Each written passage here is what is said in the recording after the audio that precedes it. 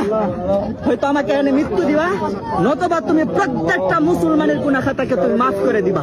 আবার গিলাফাত ধরে বলতেছি, আল্লাহ তুমি প্রত্যেকটা মানুষকে হেফাজত করো।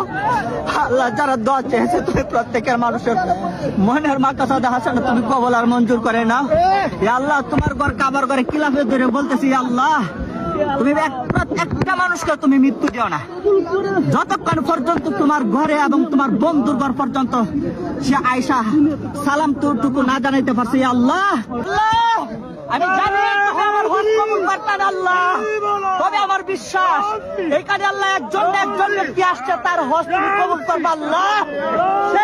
সেই হাজী সাহেবের উসিলা করি আল্লাহ তুমি আমাদের প্রত্যেককে তুমি আল্লাহ আমাদেরকে মাফ। কাবা শরীফের গিলাফে ধরে দোয়া করলে সেই দোয়া কবুল হয়। হে আল্লাহ, এই বাইরে আরজিটুকু কবুল করে নিন, তার সাথে আমাদেরকে কবুল করে নিন। আর যারা এই ভিডিওটি শেয়ার করবে তাদের প্রত্যেককে আল্লাহ বেহিসাব মাফ করে দিন। ভিডিওটি সর্বোচ্চ শেয়ার করে দিন।